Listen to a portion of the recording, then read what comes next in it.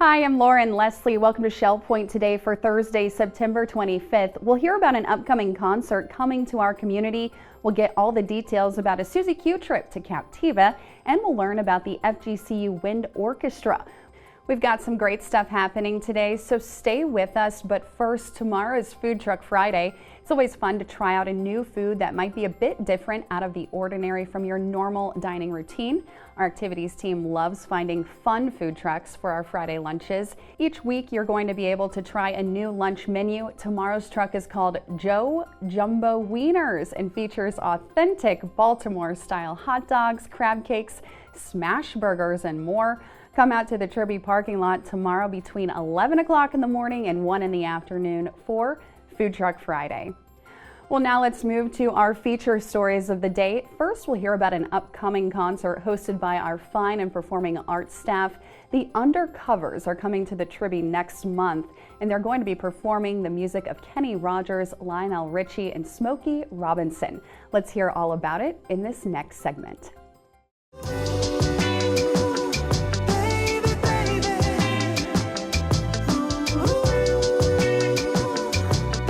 Hi, Shell Point. I'm Kelly McBain, the Tribby Arts Center manager. I'm here today in the Tribby Gallery to let you know about our next encore season performance. The Undercovers presents Rogers, Richie, and Robinson, celebrating Kenny Rogers, Lionel Richie, and Smokey Robinson. We'll rediscover timeless songs like The Gambler, Hello, and Cruisin', brought to life with fresh, elegant arrangements. Learn how these legends' music intertwined in the unexpected ways they shaped each other's work. Even Smokey Robinson himself praised the Undercovers' cover of Ooh Baby Baby as the best he's ever heard. So join us here for the Undercovers, featuring vocalists Luke McMaster, Kevin Pauls, and Joel Harrison, as they reimagine the greatest hits and go beyond the music, sharing behind-the-scenes stories, songs you remember, for a night you won't forget.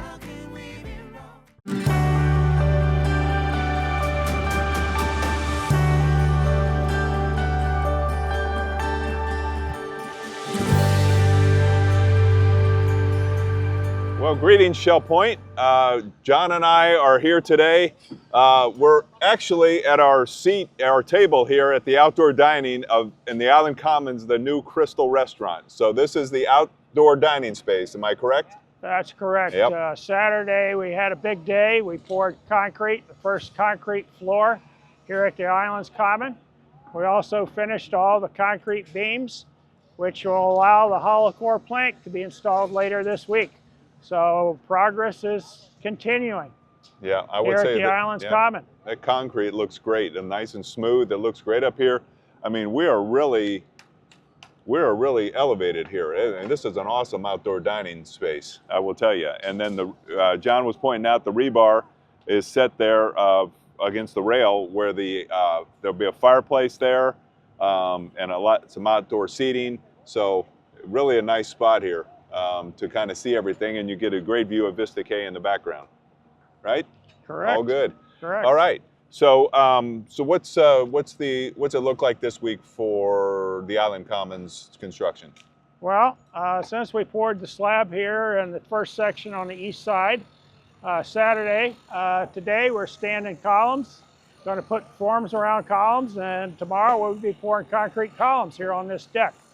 Later on in the week, it'll allow basically the beams to start up on the third floor, and we'll be starting that here towards the end of the week.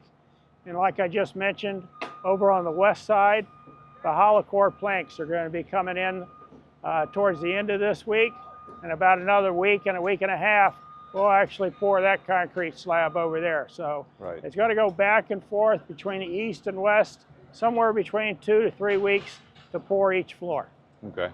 And so that, again, that we'll go back to that. Just a heads up to everyone as you're driving onto the island and around the Island Commons building that we'll be using those parking lots for the delivery of the hollow core planks that John discussed, similar to what happened the past couple weeks. So we'll just continue that whole process. And again, for safety's sake, John will have staff out there with flags, directing the trucks. It's just everybody just take your time when you get onto the island, right? That's correct. Okay, Be safe is our #1 rule. that's right. Okay, so we're doing really the first floor, and then we'll go to the next floor. The first floor is obviously the parking underneath, since it's an elevated building.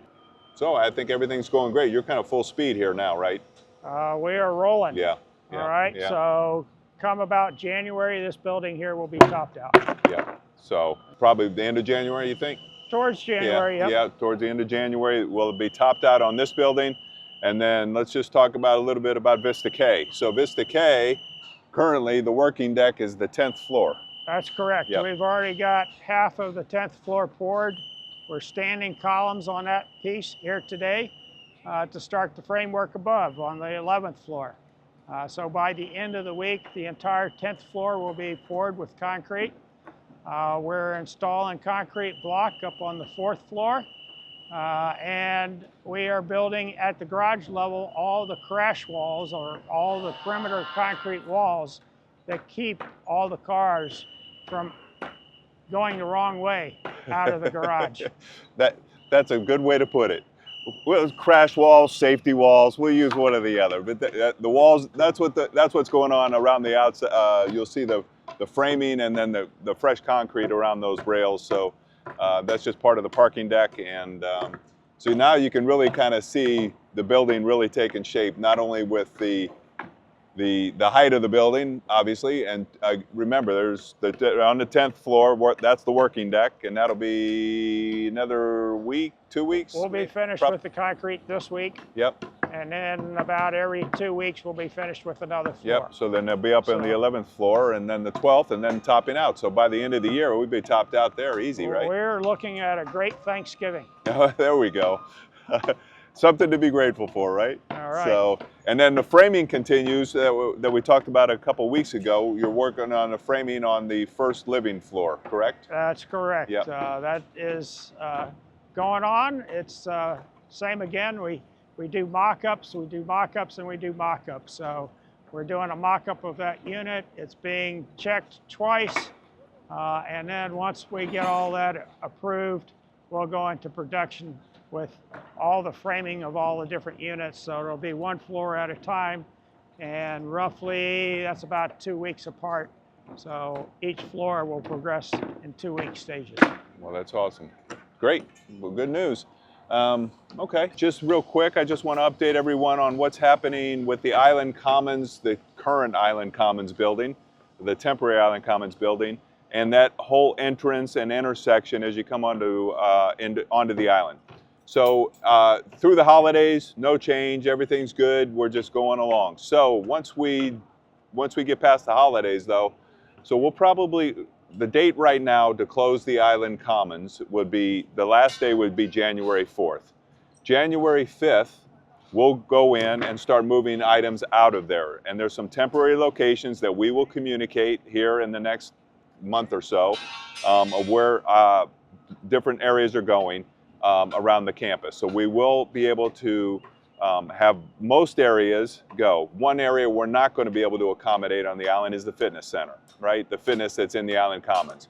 We have a absolutely beautiful fitness center at the Coastal Links, at the Wright Wellness Center, and for the time that we're completing the building, that we folks can use the fitness center at that location. So it's just things like that we'll move around. We're trying to keep most things close on the island.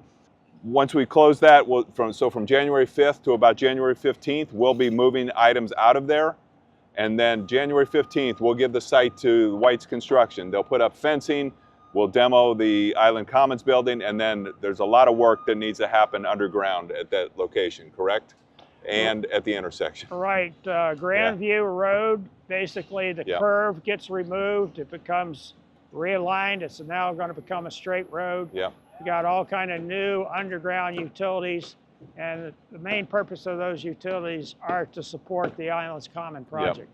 No reason to think that's not going to go well. It's just come up in a lot of questions. We are talking about it a little bit at court chats, but I just want to introduce it to everyone that this is coming up, and we are being planful about what's happening, and we'll certainly communicate any road closures, things like that, as we go along. But again, I think, you know, it's just part of the process to get to the end result, and I think it'll be terrific for everybody. So we appreciate your understanding. We may miss something, but we'll certainly do our best not to, especially when it comes to as people drive on the island and are visiting. Again, don't worry about anything now through the holidays, just enjoy, and we'll stay out of your way mostly, all right? Anything else to share now? You're good? I think we're caught up. All right. With current news. Yep, keep everybody else informed. I really just want to thank John for taking the time to do this with me. I know residents appreciate being kept up to date. I really appreciate the Shell Point TV team doing this, but we're committed to keeping you updated on the project. And again, we appreciate you watching, and we'll be back with you next week. Thank you very much.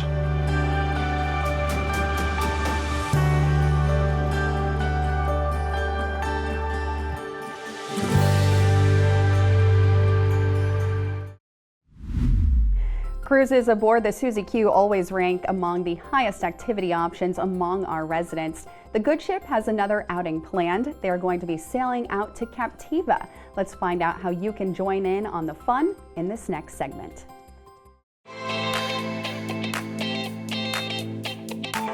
Hi there, Shell Point. Monica Tyson here, and we are here on the Susie Q to tell you about another great trip we have planned for you. Shell Point, we heard you, and we know that a lot of you didn't make it to our trip to the yacht club on August 14th. So this time we're gonna do the exact same trip on October 9. You heard me right. We're gonna be going on Thursday, October 9, to the Captiva Yacht Club. The registrations are already open, and we will be sending you our lunch order because the lunches are pre-ordered to come to the Captiva Yacht Club. This time, we are trying to make it happen no matter what. Whether we go on the Susie Q, which we hope we can, or we can maybe make it on the bus in the worst case scenario. Right, Captain Jason? Right. You'll be coming with us. I'll be coming with you, yes. Thank you. We'll have a great ride to Captiva, and then on the way back, we'll go on the inside through the Roosevelt Channel between Buck Key and Captiva, and then come out by Blind Pass. So it'll give us a little different scenery on the way back, and it'll be a beautiful, beautiful day, great trip.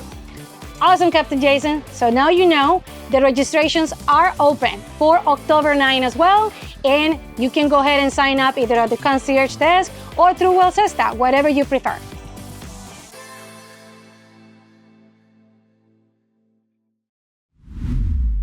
The FGCU Wind Orchestra features the finest student musicians from the Florida Gulf Coast University's Bauer School of Music and the Arts. They're bringing their music to the Tribby in just a few weeks. Let's find out more about the group and the music they're going to be playing at this concert.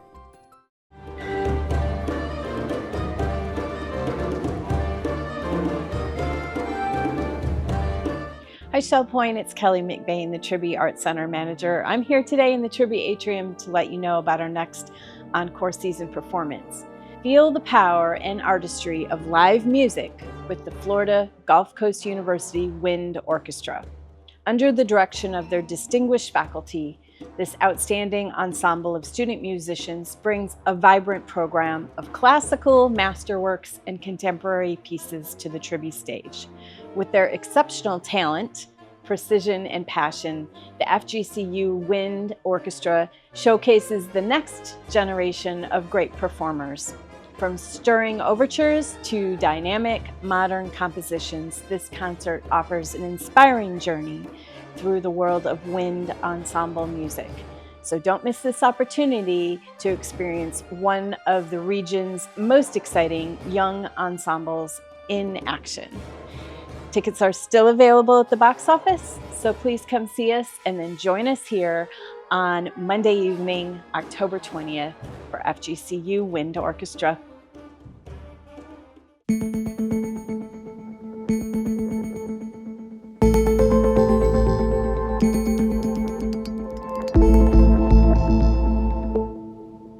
Hello, Shell Point. I'm Jack Adams, audiologist from Audiology Consultants of Southwest Florida.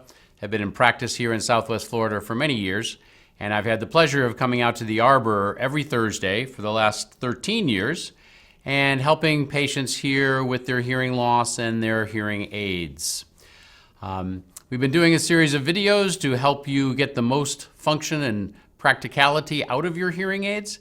And one of the more common things that we have difficulty with, or patients have difficulty with, is the utilization of their smartphone with their hearing aids. Now, not everybody uses their smartphone with the hearing aids, but for those of you that do, frequently they can become unpaired, or you have a difficulty with the app on the phone. So we're going to go through some of those things right now to show you how to make certain that your hearing aids are indeed paired to your phone. Now, I'm only doing it for iPhones because that's the most common type of phone that is used, and it's also the one that all hearing aids are compatible with. Android phones have a different platform that is much more difficult for hearing aid manufacturers to work with, and so the Android phones are a bit different.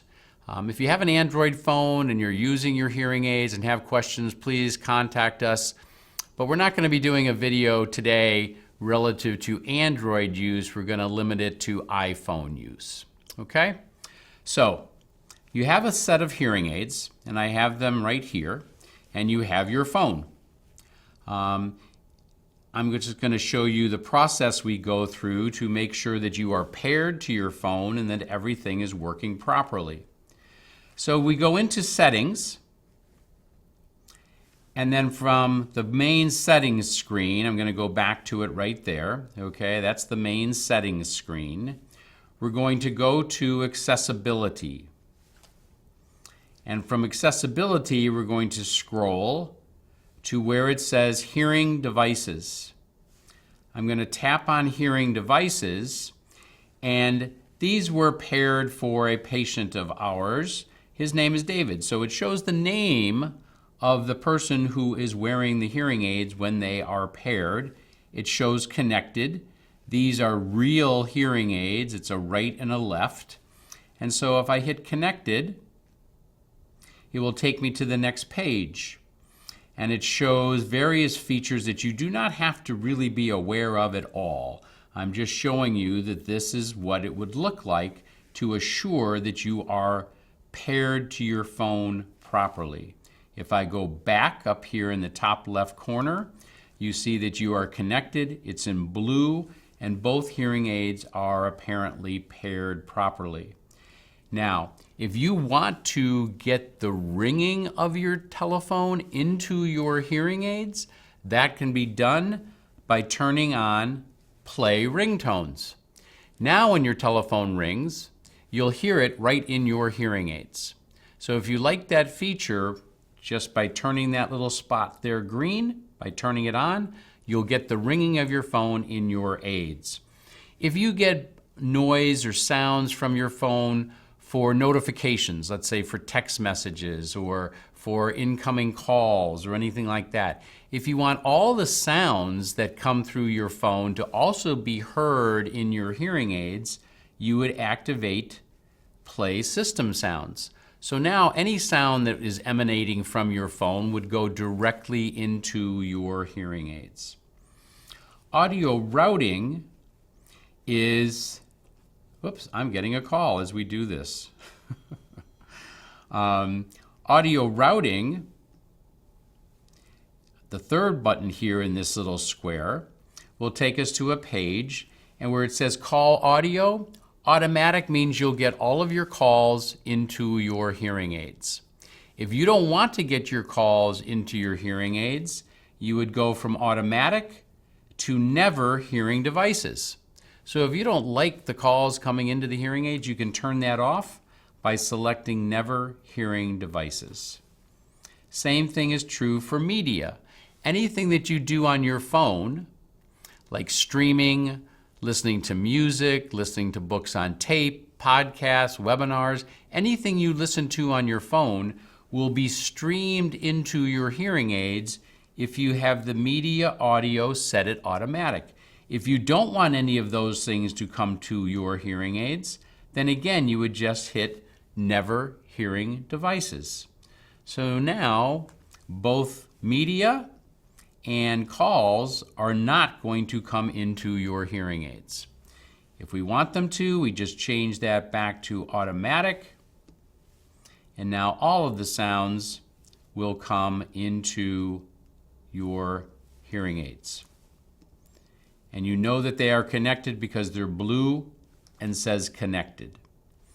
These levels here at the bottom should all be turned off. So you want control nearby devices to be gray, you want audio handoff to be gray, and you want hearing aid compatibility to be gray because that indicates that they are turned off. Okay? So now, what if we have a problem? I'm going to turn these hearing aids off, simulating a problem. In other words, they are not connected. And now we see that the hearing aids are not connected because they are turned off. So if I hit not connected, so this is what you would do if you have a problem. If you go in here and they show not connected, you hit not connected and go to the next page and hit forget this device. And you forget it. You're just taking it out of the system altogether. Then I would put your hearing aids in the charger and take them out of the charger to turn them back on. I'm just going to turn them on myself here, but I would want you to do it by turning the hearing aid on by placing it in the charger and then taking it back out of the charger and bringing it back to the proximity of your phone. And now it's searching for them again, because putting them in the charger and then taking them out of the charger is what puts them into pairing mode. Okay, so it found them. We see the Oticon Real right and left, but they're not paired. So if I tap not paired, it will take me to the next page and it will ask me to pair it. So I'm now repairing the hearing aids to the phone. And we give this a moment to populate itself. You'll see some flashing on going down here, and you wait until the preset settings there say General, which is your number 1 program. And the second program, where it says Preset 1, should pop up as Speech in Noise, which is always the second program I put in the hearing aids for noisy places. So now if we go back again to this page, we see that we are connected. So that's the best way to take the hearing aids out of your phone and repair them again if you have any issues. Now, keep in mind that this is different than being disconnected from the app. There's an app that anyone using Oticon hearing aids would have on their phone called Oticon Companion. Being disconnected from the app is not the same as being disconnected from your phone. This would apply primarily to whether or not you're getting your phone calls directly into your hearing aids. If you're not getting your phone calls into your hearing aids, this is what I would want you to go in and check under Accessibility and then Hearing Devices. Just once again going back there, we go into your settings, Accessibility, up to Hearing Devices, and then that brings us to the page where we find out whether they're connected or not connected. If they say connected and you're still not getting calls, then you should probably call me, because there isn't any reason, if it's showing connected, that you shouldn't be getting your phone calls into the hearing aids.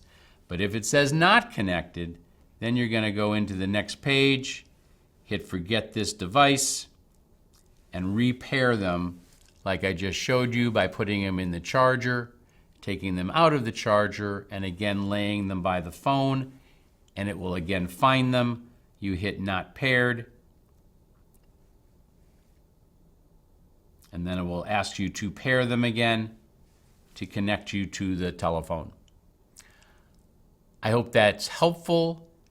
It may seem a little bit complicated, but actually if you go back and revisit this video step by step, I don't think you'll have any problem repairing your hearing aids to your phone if they ever become disconnected.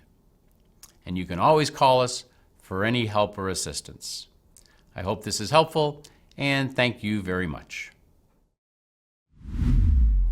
Don't forget, you can always catch the birthdays, anniversaries, memorials, and other announcements on Channel 12, where you will also find hours of additional Shell Point programming every day. Today we have a fitness session at 9 a.m., 1 p.m., and 6 p.m., an Academy presentation on the Big Beautiful Bill and Taxes at 10 a.m., 2 p.m., and 8 p.m., Part 1 of a presentation titled False Facts at 11 a.m., Part 2 of a class titled Pilgrim's Way at 3 p.m., and a program about Revelation airs at 7 p.m. All of this will be on Channel 12. Thank you everyone for watching. Come on back tomorrow for more news and fun here on Shell Point Today. Until then, we hope you stay well, stay happy, and of course, enjoy your Thursday.